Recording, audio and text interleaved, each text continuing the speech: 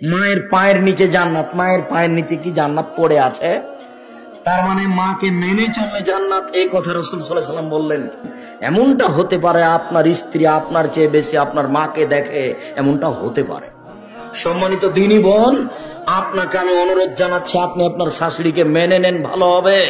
শাশুড়িকে মেনে নেন। শাশুড়ি যদি মাঝে মধ্যে বলে, আল্লাহ আমার বউটা ভালো, তুমি তাকে ভালো, তারাকে ভালো রাখিও, আপনার শাশুড়ির এই কথাটা আপনার জন্য অনেক।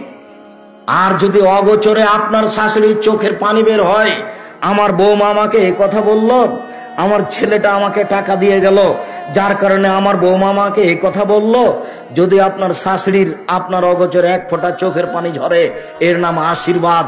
আপনার স্বামী কোটি টাকা ইনকাম করলে সংসারে শান্তি হবে না, এই কথাই ঠিক।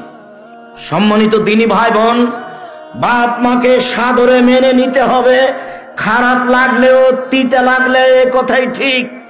আপনাকে মা কিভাবে লালন পালন করেছে সেটা আপনাকে আমি দেখাতে অক্ষম, তবে আপনার ছেলেটাকে আপনি দেখলে বুঝতে পারবেন আপনার ছেলেটা আপনার কাছে কেমন, তেমন আপনি ছিলেন, তাহলে বোঝা যাবে মা কি জিনিস। আল্লাহ নবী এমনি বলেননি মায়ের পায়ের নিচে জান্নাত, মায়ের পায়ের নিচে কি জান্নাত পড়ে আছে? তার মানে মাকে মেনে চললে জান্নাত, এই কথা রাসূল সাল্লাল্লাহু আলাইহি ওয়াসাল্লাম বললেন।